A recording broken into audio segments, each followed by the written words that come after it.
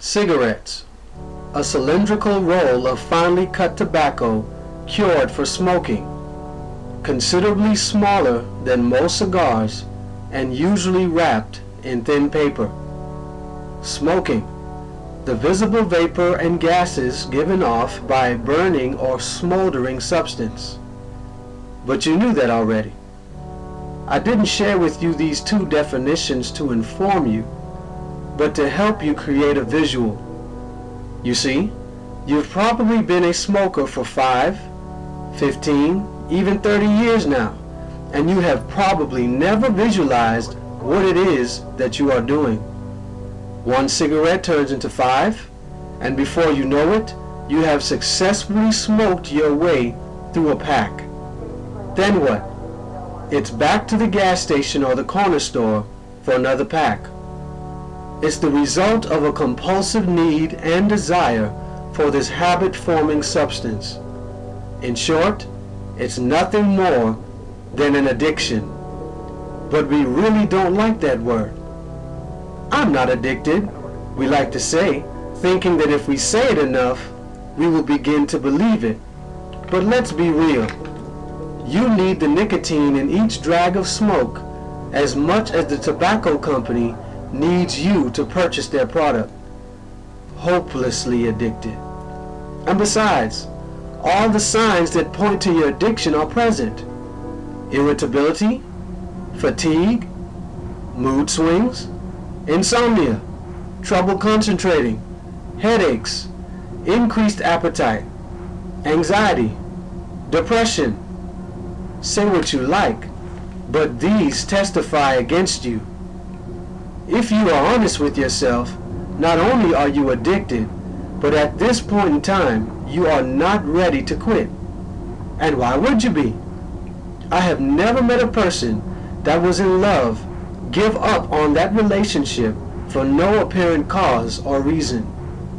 And as a dedicated and committed smoker, you simply seem to have no reason to stop. Or do you? One carton of cigarettes on average will cost you $50. If you smoke a pack a day, you're looking at $150 a month, which adds up to $1,800 a year. A habit you cannot afford. Every 8 seconds, someone dies as a result of smoking. And who's to say that in the next 8 seconds, it won't be you? The National Center for Chronic Disease Prevention and Health Promotion found that cigarette smoke contains over 4,800 chemicals, 69 which are known to cause cancer. Still not convinced? Smoking-related deaths kill more than vehicle accidents, including drunk driving, homicide, AIDS, and illegal drugs. The Center for Disease Control has declared nicotine to be the #1 addictive substance in the world. Heroin is number 5. While smoking, the heartbeat increases from 10 to 20 beats per minute. Sadly, most smokers know of the risks involved. I did. With each puff, I was consciously, decidedly taking my life. I was a committed smoker. I would do just about anything to secure the object of my affection, including steal, lie, and beg. But a smoker doesn't smoke because of the danger it brings, but rather because of the apparent benefits he will receive. What are these benefits? Almost every smoker will agree that smoking has the ability to relieve stress, although it be temporary. This is due to the nicotine racing through the body. After all, nicotine is a stimulant, a drug. After a stressful morning, in between classes, after a hectic meeting, the body looks forward to something, anything that will burst the stress bubble. And cigarettes offer a quick fix. Others turn to smoking because it is a constant. When friends leave us, family forsake us, and circumstances change, cigarettes are always nearby. For others, smoking is a passage into maturity or social acceptance. But with all the supposed benefits one seeks to gain from a cigarette, can the smoker say that any of his problems are solved as a result of his habit? Smoking yields immediate pleasure, but also delivers withdrawal symptoms, low self-regard, illness, and feelings of guilt and helplessness.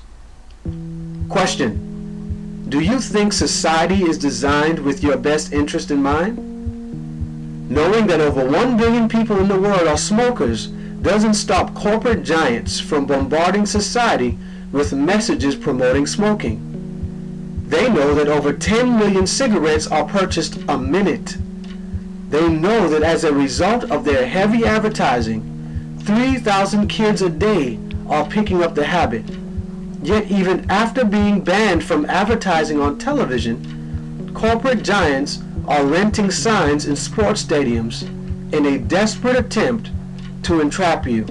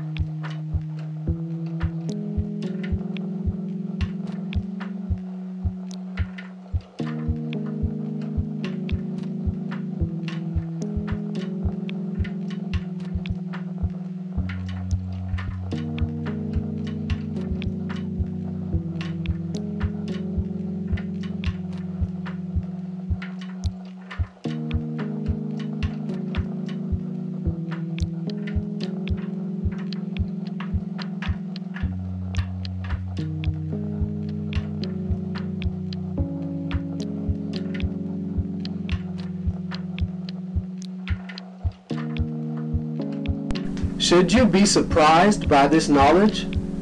Didn't the Bible say in 1 Timothy chapter 6 verse 10 that for the love of money is the root of all evil?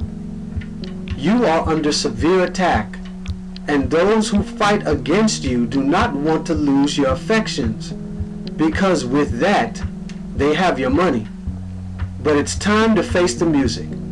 It's time to come to grips with reality.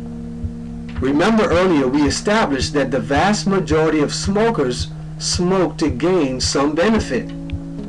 Could it be that you find yourself smoking because you are void of the joy of the Lord, therefore making it necessary to find strength in a cigarette?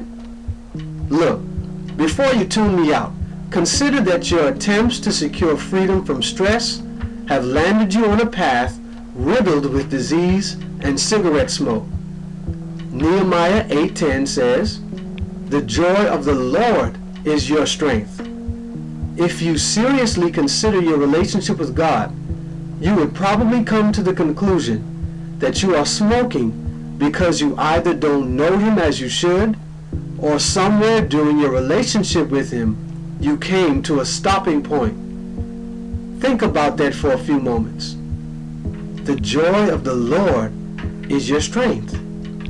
In other words, knowing God, realizing His power, experiencing real encounters with Him, this is where we will gain our strength. How do you put this strength into action? Prayer. You must realize your need of deliverance and then pray to God for that deliverance. Philippians chapter 4 verse 6 says, "Be careful for nothing, but in everything by prayer and supplication with thanksgiving, let your requests be made known unto God." If you're like most, you're probably already thinking ahead to that day when you stop smoking and that urge to light up your favorite cigarette hits you. What will you do? How will you resist? Zechariah 4:6, "Not by might, nor by power, but by my Spirit, said the Lord of hosts." And remember that as you wage your war against this deadly habit, you are not alone. 2 Chronicles 16:9, For the eyes of the Lord run to and fro throughout the whole earth, to shew himself strong in the behalf of them whose heart is perfect toward him. What the Bible is saying here is that if you're seriously trying to seek out God and obey him, then he is actively engaged alongside you, fighting your battles with you. Do you believe? You are obligated to glorify God with your bodies, which simply means that your actions should bring attention to him at all times. Why? Ye are not your own. Ye are bought with a price, according to 1 Corinthians 6:19 through 20. And if you're the type that dislikes the thought of a God instructing you as to how to live, I ask you to reason amongst yourself and consider what you are being asked. Is the request one that will add years to your life or take them away? Do you not have your own best interest in mind? So how much more is God concerned for your well-being? The power to quit has been placed within your reach. And now the end of the story will be written by you. Will cigarettes end your chapter, or will your victory over them begin a new one? If we would but think of the danger that we place ourselves in each and every time we smoke, maybe, just maybe, we would quit. And I know the struggle. Like I shared with you before in the video, I myself was a smoker. But there comes a time in each individual's lives where you become a mature adult and you begin to think about the future. You ponder it and you ask yourself, what would it be like for those that I love if I am no longer here because of my habits? And really, smoking is a selfish habit.